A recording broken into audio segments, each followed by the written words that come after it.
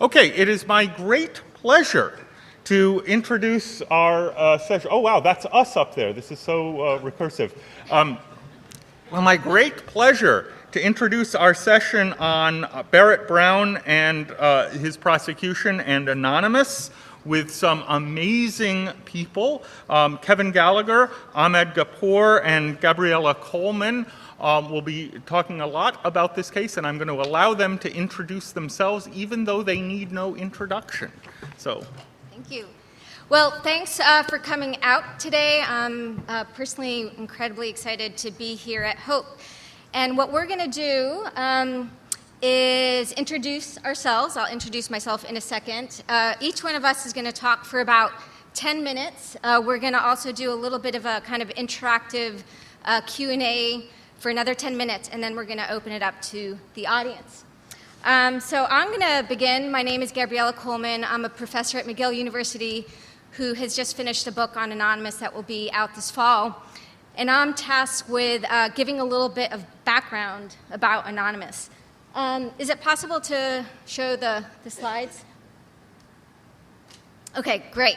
So this is probably not an audience that needs much of an introduction to Anonymous, but I do want to cover a few bases.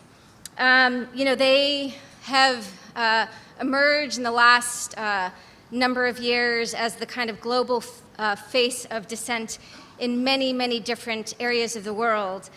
And what I find so particularly amazing about Anonymous and their evolution over time is how their roots were fully in the world of internet trolling.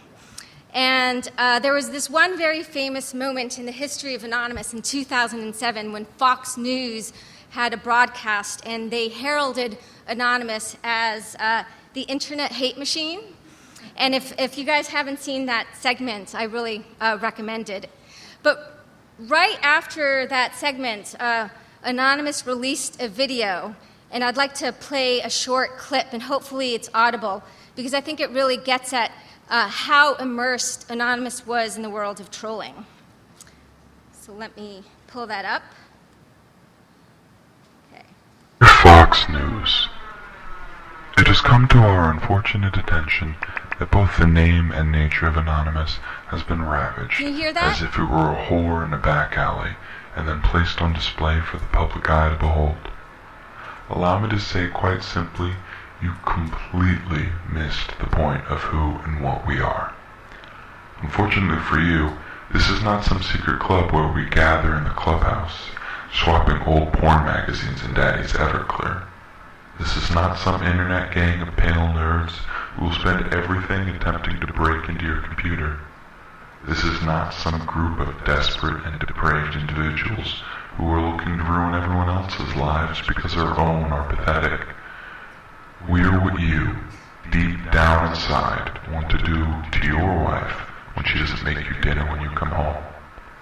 We're what you, deep down inside, want to be when you find your 14-year-old daughter sleeping with her 27-year-old boyfriend.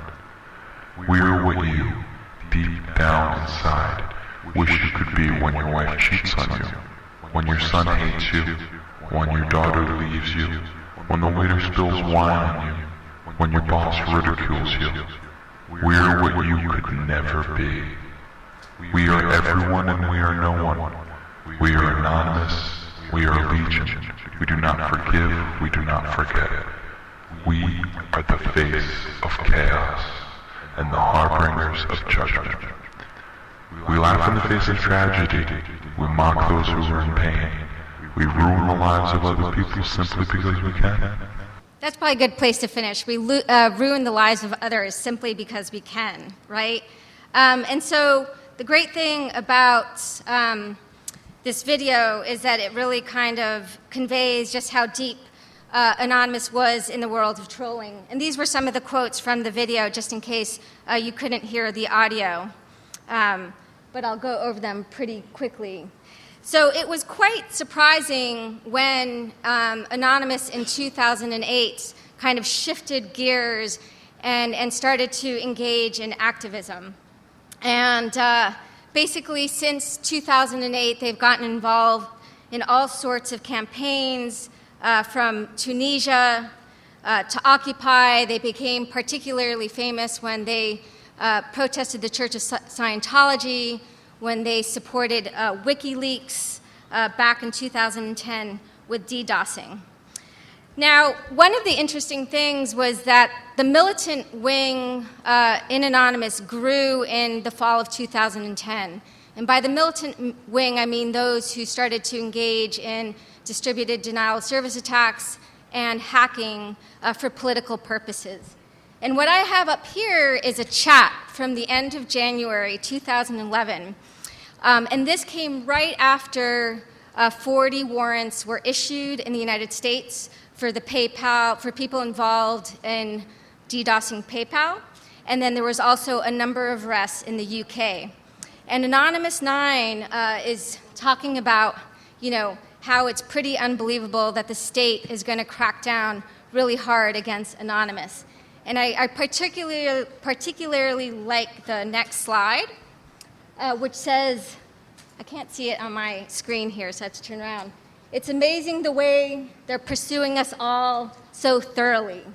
Whilst the actual criminals named the leaked WikiLeaks cables are being defended by the respective governments, there's something sick about that. I mean, whatever they say about us, we've never actually been party to torture or murder. And he continues to reflect on the situation. Now, this was just the beginning. That was just the start of the massive state crackdowns against Anonymous that have subsequently been global. There have been over 100 arrests across the world, although really the epicenter of these arrests have been both in the United States as well as in UK. And I'm not going to go over all of them, but probably the most famous of them is Jeremy Hammond's case. And he was sentenced here in New York City in November 15th, just this last year, to 10 years in jail. But he is just one example of what Grania O'Neill, who was a lawyer at the National Lawyers Guild, who was involved in a number of these cases, has called the nerd scare. And while hackers have obviously been arrested many times before, there have never been so many who've been swept in at one period of time across the globe, as has been the case in the last 2 years.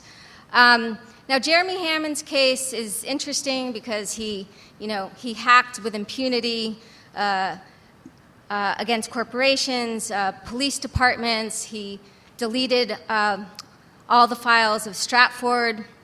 So it's not too surprising that he got in a little bit of trouble. The case that we're going to be talking about now, and I'm going to transition to Kevin, who's going to fill out the details, what is quite exceptional about Barrett Brown's case, in light of all the other ones, is that he never engaged in any DDoSing, he never engaged in any hacking. His crime was mostly that of just being a journalist. But he got swept into this larger, as part of this larger nerd scare. So now I'm going to turn it over to Kevin, who's going to talk a bit more about the particulars of Barrett's case. Hi, everyone. I am Kevin Gallagher. I set up the Barrett Brown Legal Defense Fund and the Free Barrett Brown campaign. It's kind of an interesting story about how I got involved in all this, is that I actually ran into Barrett here at the Last Hope conference 2 years ago. And that led to me, although I'd been familiar with his work and I was following him during something called Op Metal Gear, which was an effort he set up to crowdsource the investigation of emails that were hacked out of Stratfor and looking at the activities of private intelligence contractors. And I was familiar with his writing and his work. It really took meeting him in person because it would be only weeks later that he was arrested. So I knew he was under FBI investigation and he had already been raided. And so, just a month or two after I met him, he uploads this video in which he's demanding his stuff back from the FBI. He's upset about the fact that they're going after his mom, and he made some inadvisable comments, and they used that opportunity to arrest him. For those that don't know who we're talking about, Barrett Brown is a 31-year-old Dallas-based journalist. He's someone who's written for The Guardian, Vanity Fair, Huffington Post, And he's quite a character. He's outlandish, witty, hyperbolic, irreverent, but he's also a very brilliant writer, in my opinion. And on the occasion of the Arab Spring in Tunisia in early 2011, he delved into Anonymous with zeal, and he became something of a go-to person for the media on the group, and he was termed by some people an unofficial spokesperson for Anonymous and so on. But given the allegations after he was arrested, I knew it would be a challenge to defend him, but my expectations of the case evolved as it went on. So for example, I figured he would be indicted, but I figured he would get bail. Little did I know that a judge would arbitrarily declare him a danger to the community and a risk of flight, so he was denied bail. And a few months later, they indict him again for a link, something that had the whole internet up in arms because they were trying to criminalize this hyperlink he sent to data that was taken by hackers from Stratfor. And then they indicted him a third time for obstruction of justice for hiding his computers during the first raid in March 2012 when the FBI visited his apartment and his mom's house. And then they were charging his mom with obstruction while he was in jail, and she ended up with a 6-month probation term. In April 2013, the government actually moved to seize our defense fund. At that time, it was about a month after Glenn Greenwald had written an article about the case and raised quite a lot of funds. And it was about $20,000 they were trying to seize, and fortunately that got shut down after we brought in a new legal team. A few months later, they were so concerned about the media coverage and what was being written about the case, which was obviously critical of the government, which was overreaching and mostly supportive of Barrett, that they applied for a gag order, and they got it, restricting the First Amendment rights of Barrett and his lawyers to speak about the case, which was in place until April of this year. So eventually, extremely fortunately, in March of this year, they dropped the most egregious and meritless charges of the sharing the link, which he was facing the most time for, up to 45 years on that alone. And just a month later, they worked out. Oh, I should point out that the government dropped the linking charges only a couple days after Ahmed here wrote a phenomenal motion to dismiss. And it was days before the EFF was set to enter the case and file their amicus brief as well. So I think maybe they knew that the charges were flawed. There's no way they couldn't have known that, but the motions and the threat of the EFF entering the case was definitely a factor in those charges being dismissed. And then a month after that, they put together a plea agreement on some reduced charges that has him now facing 8.5 years max. But he's still in jail to this day. In fact, he's in the hole right now. He was set to be sentenced on October 6th, and we're hoping that he gets time served. He's one of the only journalists that I'm aware of. I know there have been a couple others that have been imprisoned in the United States for charges that are related to his journalism. I mean, the first time that they raided him, explicitly on the search warrant, was a reference to Project PM, which is this wiki site he had set up to do journalistic research into the emails from Stratfor and H.B. Gary. And the FBI, again, was interested in that. Even a year later, they issued a subpoena to Cloudflare to figure out who was behind that site and who was hosting it.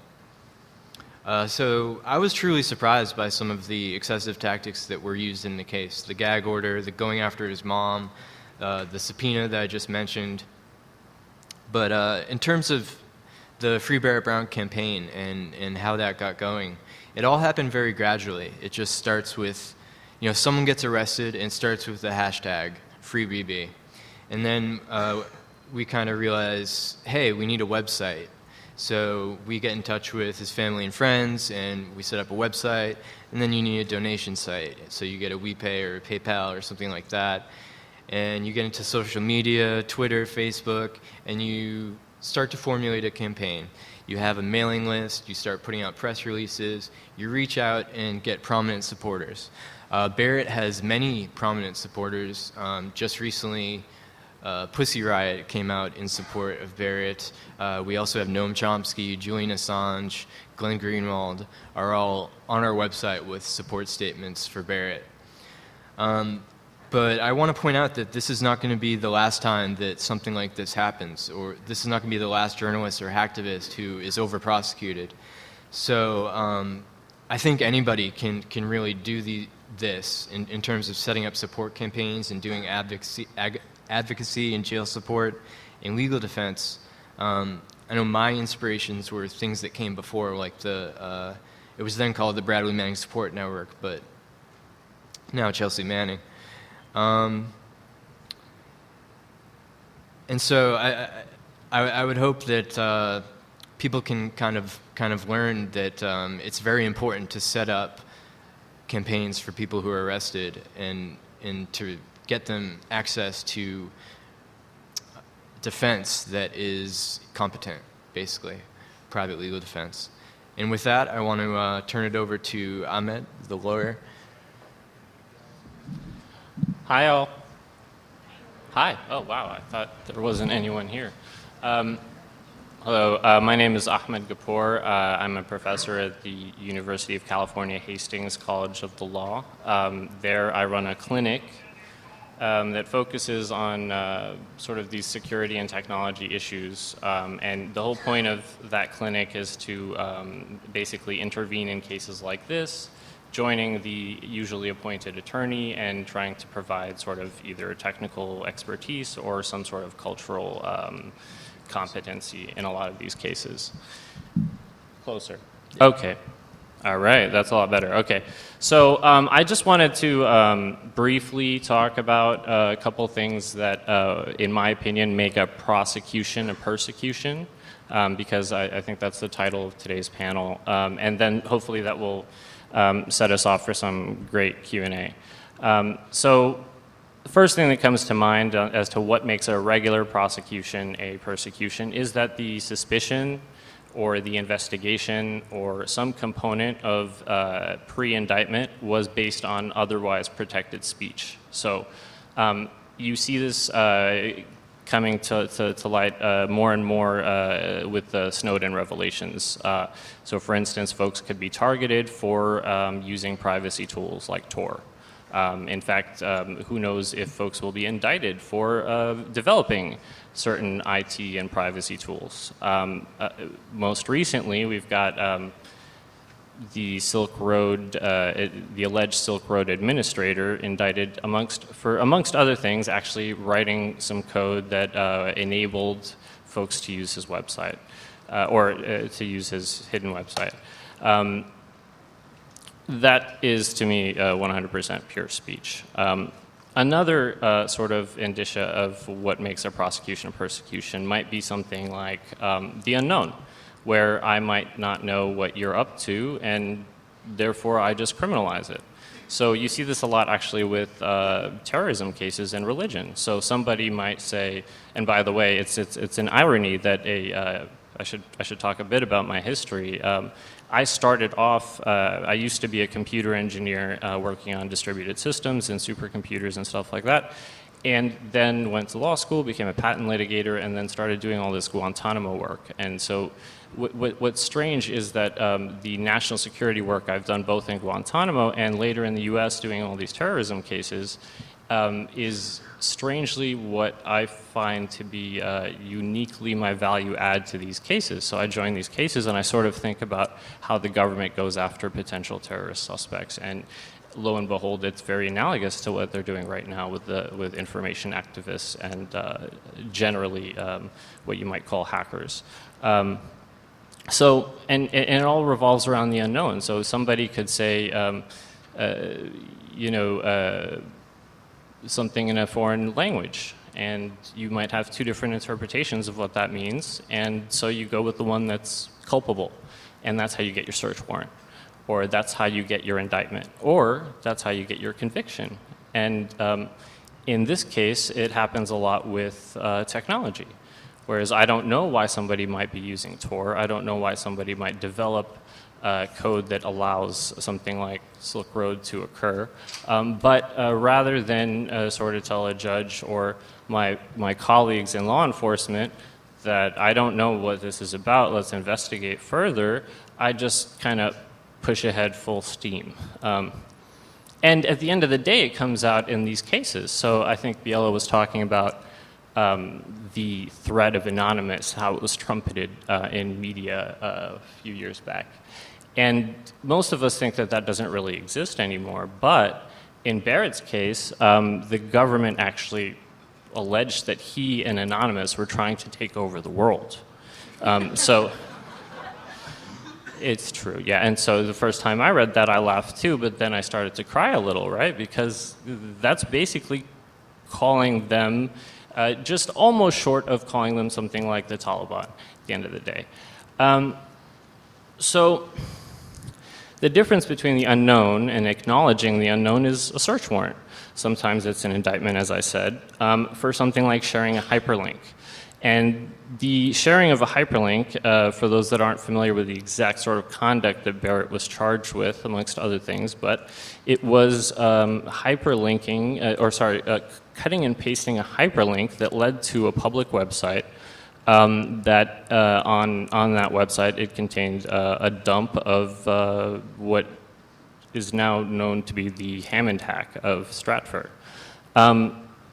So basically, to me, that's just republishing something already in the public domain, and it's not even a violation of copyright, even if it was copyrightable. But the fact that this got across several FBI agents in an investigation, and a grand jury, and a judge, and put Barrett in prison for God knows how long until we finally got it dropped, a couple of years almost, it means that the unknown is very dangerous. And the unknown, of course, becomes more dangerous the more scared we are, which is the other sort of very important component of persecution, which is fear. So as long as everyone is afraid of hackers, as long as we're portraying them hacking into drones on 24 and then killing everybody, or talking about the 2010 cyber time bomb that the Russians planted in NASDAQ, whatever that means, right? The more we'll all be afraid, right? And the more afraid we are, the more we are tolerant of very zealous prosecution, or persecution, for that matter. And of course, we've seen this happen time and time again in the US since the beginning of time, really. Most recently with the national security prosecutions, and then, of course, the sort of evolution of that into cybersecurity. So I hope that everyone here knows that the current #1 security priority, analogous to the biggest security threat that we're facing right now in the United States, at least according to the United States, is cybersecurity and the threat of cyber attack. More than terrorism. And of course, the one that comes right after that is the internal threat.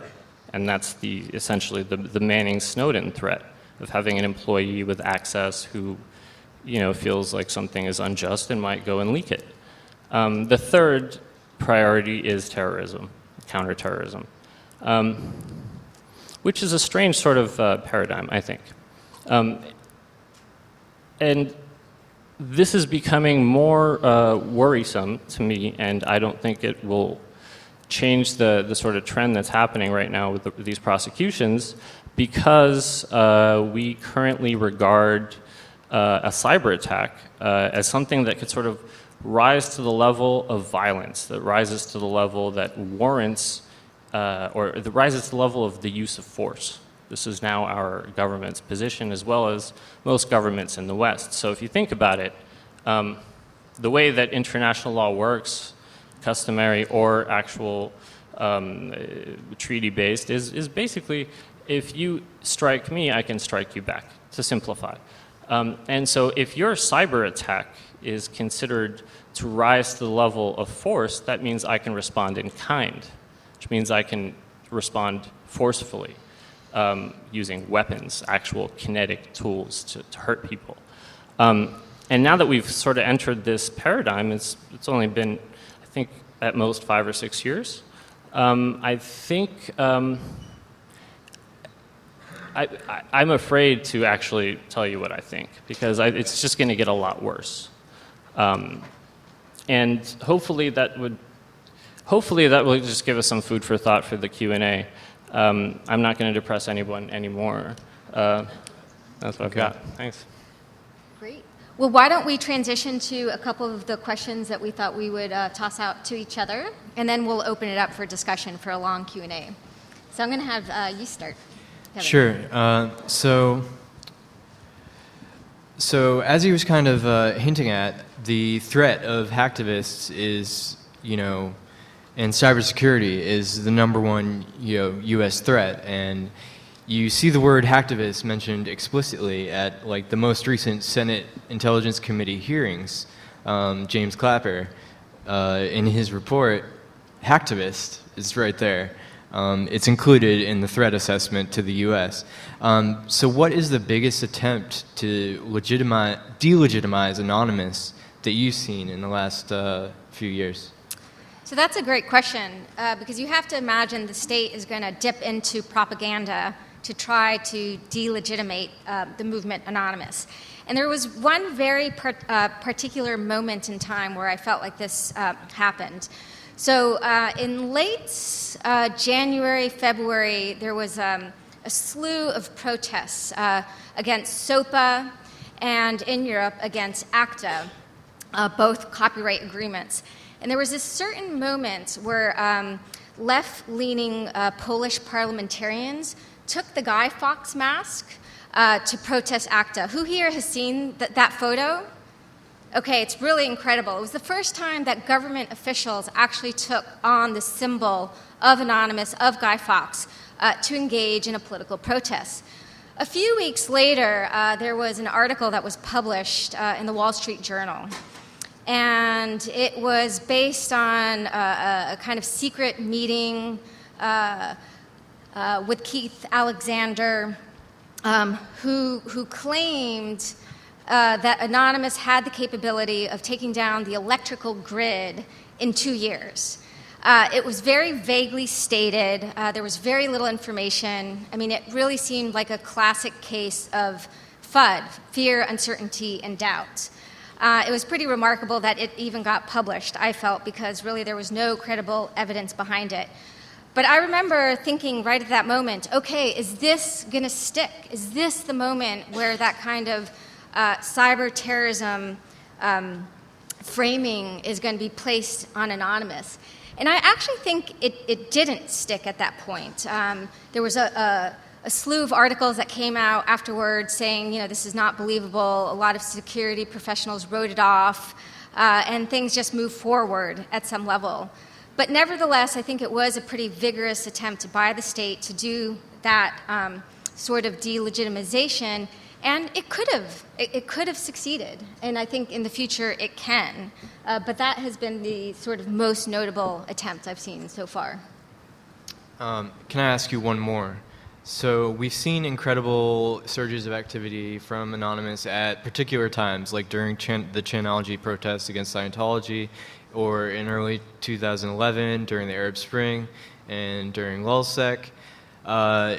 Anonymous organized very well around, protesting SOPA, but to me it seems like the Hive, the collective, has seemed weaker in recent years, or maybe it's just not breaking as many headlines. Do you think Anonymous can or will return to its former glory, so to speak? And is this a reasonable question, or is it based on a flawed assumption? No, I mean, I think a lot of people are always interested in that because their activity was just so, like you said, they seemed to be in the news every week. They were everywhere. They were making all sorts of interventions that had to do with both just hacktivism and information activism to just very different types of social movements. And it's definitely the case that on the one hand, some of their activity has waned. On the other hand, at the end of 2012 and 2013, there was also a real sort of global turn where there was a lot of interventions in Cambodia and Indonesia, in the Philippines, and the West doesn't really cover those types of operations, and really some fascinating ones. But again, you don't really see that in the news, and it's just a bit of a trickle. That said, Anonymous's strength has never been consistency nor kind of social reproduction. The groups that come together form for a period of time. They're very prolific, but then they wax and they wane. And in many ways, Anonymous's strength is in reinvention and unpredictability. And I think they're in a great position to kind of rise up in new form in a very different way in the future. But because they've morphed so often, in a lot of ways, it's impossible to really say whether they will or not emerge in the same way and with the same strength. Can I just comment just on the first question? And we agree about this because we talked about this earlier, but I just want to underscore that it's not just about Anonymous. It's about criminalizing information activism or hacking or programming. Period. So for instance, the line between someone who facilitates, in other words, creates a tool that can be used for something, and the person that uses it is becoming really gray. Or the idea of these sort of hackers for hire and this is literally government talk, hackers for hire in Eastern Europe and China, right? And they're not necessarily part of the state, but they're retained by the state to hack the United States and so on, right? That's not anonymous, but it's terrorism. It's what one might think of as terrorism. And so that creep, when you're thinking about that creep, the mission creep, and when you think about the sort of global politics around it, we can't just limit it to Anonymous.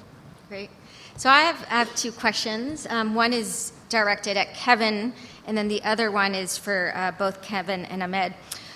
If we compare Free Barrett Brown and even Jeremy Hammond's case to Aaron Schwartz's, we have much more visible cases, campaign advocacy in this case than in Aaron's case. And why Aaron didn't make a very kind of public campaign is an interesting question. But I'm interested to hear what actual difference having a visible campaign makes, either for the prisoner or for the trial itself. So that's one question.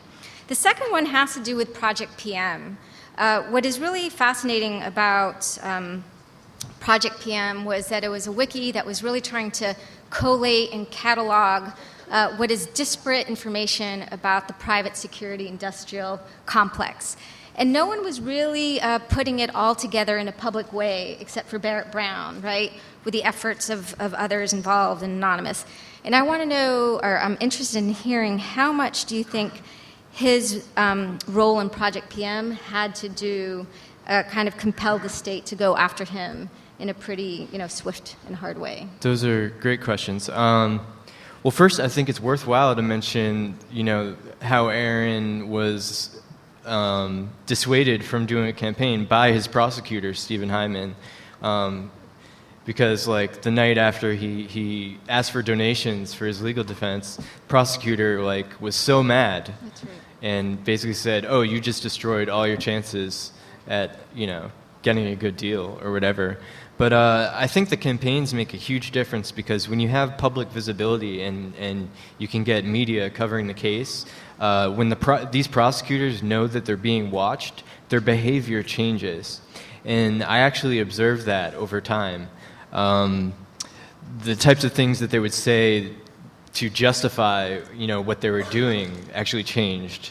For example, when they say, "We're gagging Barrett, but, it's actually for his own good," and that was at the point that Rolling Stone and New York Times were writing about the case. However, a year earlier, when there was no coverage, they could essentially get away with anything. The campaign, the advocacy, and getting media around it is all very important. It makes a big difference.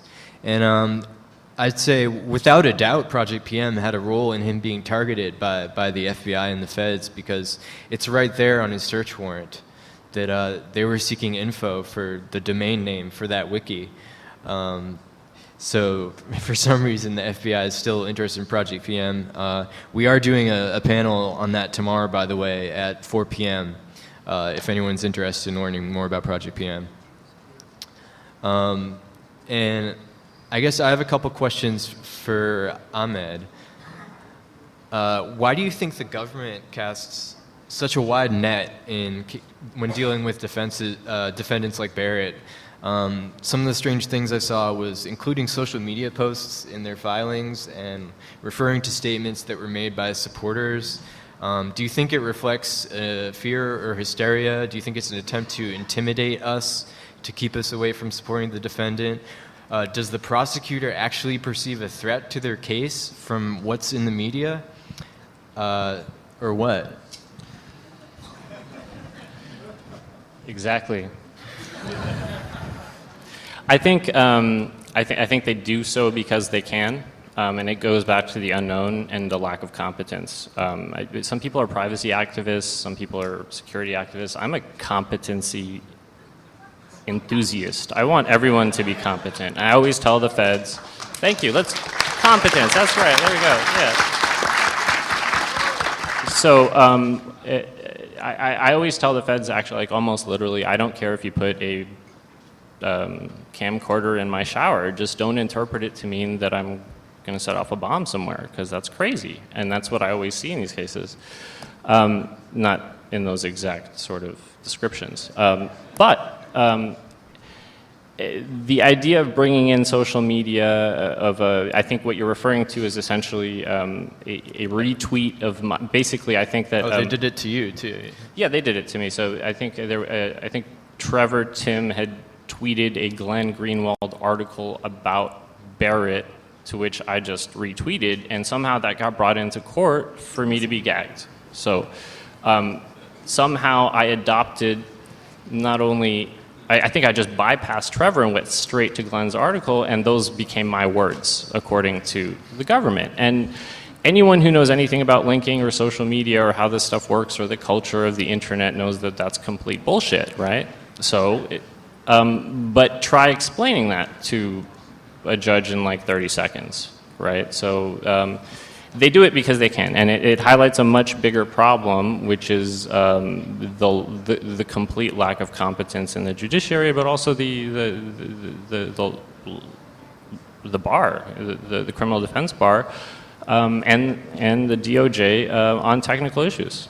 I mean, that's sort of a threshold that we have to cross over before we start really complaining about justice. So what are some of the types of things that the judges could do? I mean, I know like hiring technical experts is one, but to improve the fact that they're being presented with things in computer crimes cases that they have absolutely no understanding of. I think they should. One thing that some magistrates have done, specifically Magistrate Smith in Texas, is just ask questions. And this happens even before the indictment stage. It happens during the investigation stage when someone's seeking a warrant, and they might seek a warrant for something called a network investigative technique, for instance. And really what that means is I'm going to hack this computer. And sometimes, or actually almost none of the time, do you read that and understand what it means. So maybe if you ask the follow-up question, and then once you understand it's hacking, you might ask, well, how are you going to deploy the malware that you seek to have invade this target?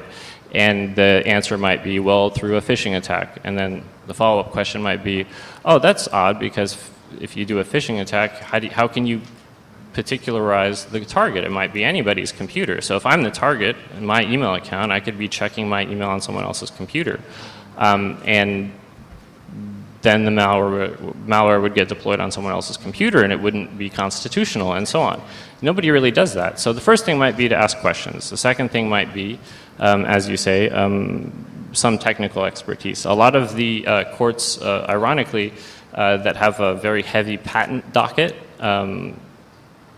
employ clerks that were formerly engineers or PhDs and such. So that's another thing that might be considered. So I'm going to ask one more question to Ahmed, but start spinning your questions in your head because we're going to open it up. Now, Ahmed works at a clinic where he's given the freedom and the resources to take on these types of cases. And I was just wondering if you could demystify your work for us a little bit. What limits might there be working for an academic clinic in taking on these cases, or is it pretty open, pretty free? I think probably many of us don't really know what it means to be working at a law clinic and what sorts of resources and freedoms you have to take on these sorts of cases. Wow, I should probably save that for the 5-minute lightning round or something where I just start yelling and crying and stuff. But basically what I'm trying to do is modeled after what folks used to do in capital cases. So back in the day, they didn't. Currently, if you get charged with if you have a death-eligible case, in other words, capital punishment is on the line or on the table, then you would get appointed a special counsel that they call learned counsel that understands stuff like mitigation, so that you can then take death off the shelf.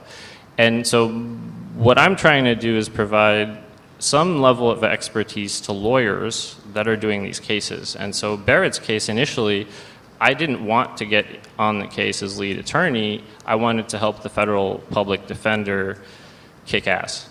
But for whatever reason, that did not work out. Oftentimes, the federal defenders have policies that don't allow outside counsel to come in and so on. And so we had to take over the case and build a legal team and a campaign, and really it was all Kevin. So that's essentially what we're trying to do over time. It would be great to hire an investigator that could help out, or someone that could actually travel a little bit more. But I hope that answers your question. And just one more thing, just about the experts. The last question I just remembered. The most important expert, I think, for these hacking type cases where the targets are hackers or alleged hackers is somebody like Gabriella, because you're an academic. And you get this, and you're not crazy. So you can actually come in and talk to judges and tell them, yeah, this isn't actually taking over the world. This isn't where they're trying. Maybe, I don't even know. Yeah. But it's up to you. Yeah. I think you should say a word about your book. That'd be great. Well, I wrote a book on Anonymous, which was extremely challenging because Anonymous truly is a challenge to both understand, study, and write about. But I did feel like it was particularly important, given this moment that we're in, to make Anonymous slightly more legible. And quite a bit of the book also addresses questions of hacking, leaking, whistleblowing. And yeah, it's just part of this kind of greater education process that's so important today. And it's called, and it will be available? It's called Hacker, Hoaxer, Whistleblower, Spy. The Many Faces of Anonymous, available in November. Awesome. So if there's any questions from the audience, there's a microphone right in the middle here. I'll go first. So I have one question here for Dr. Coleman. How do you think Snowden has helped move the sort of the views that Anonymous has traditionally held into the public? In other words, sort of bring them out of the shadows. Wait, can you repeat that again? Oh, sure. How do you think Snowden has helped shift the views that Anonymous tends to hold into the public light? In other words, has what Snowden done helped the politics of Anonymous spread? So I think, yes, Snowden really shifted the debate in such a way that Anonymous's intervention into questions of privacy, anonymity, and surveillance are important and interesting because it allows anyone and everyone to participate. It's a grassroots movement, and that I think is incredibly important. To have something that's not a nonprofit, for example, that's not a small organization, and that doesn't sort of require just the action of a single individual. But there's also limits to the messages that Anonymous could convey. A lot of people don't like them, they're confused by them, so there are real limits to that sort of politics. So what Snowden did in some ways was intervene in such a way that every woman and man could understand the issues and also provide such a strong, thick stack of facts and documents that it became indisputable. But again, it's important to have a kind of grassroots facet where anyone can contribute to this type of politics. Go ahead. Ahmed and Kevin were talking about legal defense, protecting hacktivists, journalists, and so on, and Anonymous. And so I was wondering a question for Gabriella on Anonymous's end, if it wants to be a more radical force, if it's chilled by these prosecutions and persecutions. There's the legal end, like Kevin and Ahmed's, but on Anonymous's end, what could it do if it wants to return sort of to the early videos you were showing, the really anarchic and chaotic ones? Oh my gosh. I'm starting to see the real limits of having an ear that's half deaf right now, because I didn't fully hear the question. But I heard it. He's wondering about how Anonymous can kind of assist in the legal defense campaigns. And I think Free Anons does a lot of that, but Free Anons is very limited in many ways. What do you think? Well, so Free Anons is an organization that has raised money and brought awareness to many of the cases. Part of the limits of Free Anonymous is that some people are anonymous, right? And that's really wonderful in a lot of ways, but these campaigns really do need public and visible people, so that's one of the limits to it. But it is really important, I think, just to make sure that people continue to support the prisoners, just for the prisoners. I mean, this is quite obvious, but if people just vanish, that will kind of kill the movement, right? But people haven't vanished, actually. I think it's been really quite incredible how people have really risen up and supported the prisoners. So I think it's a great example of what to do successfully. Next question. My question's for Ahmed. Earlier you said that cyber attacks are on par with physical force. I was wondering where in the continuum of force for international law that sort of lands and what that means for hacktivists and people that are trying to do, I think, legitimate work for this sort of thing. That's exactly what everyone's trying to figure out.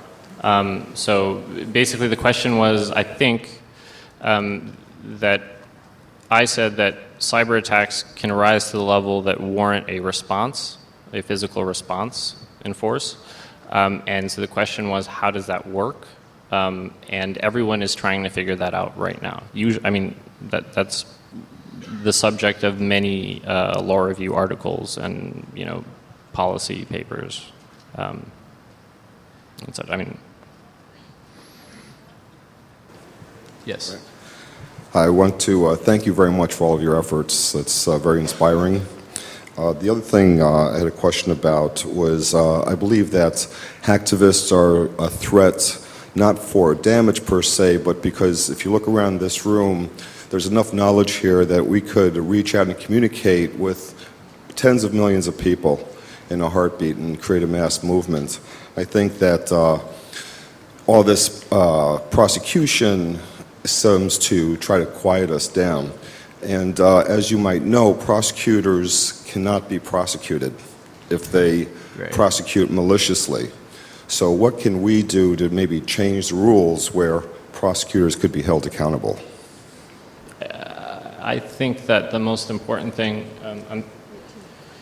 I think the most important thing is to keep an open mind when someone is prosecuted. So, and keep in mind that there are potentially many false accusations or accusations that are drawn from something that could be a joke or taken in jest or hyperbolic, etc.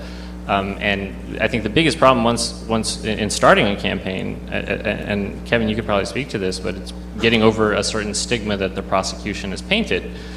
They like to gag defense attorneys and defendants, but what we often don't realize is that the first press release is the DOJ's press release, and so they get a jump on the PR. And when Absolutely. you call, yeah, and so go ahead. Yeah, their strategy is to prejudice the public from supporting the defendants from the get-go with their first press release by including, really salacious allegations that would, if any average person would read, they would not be inspired to support the defendant. So that's what we're pushing back against, and trying to give them the real facts, the real narrative about what's going on. I think we have time for one more question. The PayPal 14 case resulted in no jail time for the people who were prosecuted. And if I understand the result correctly, the government did not mount a successful prosecution to characterize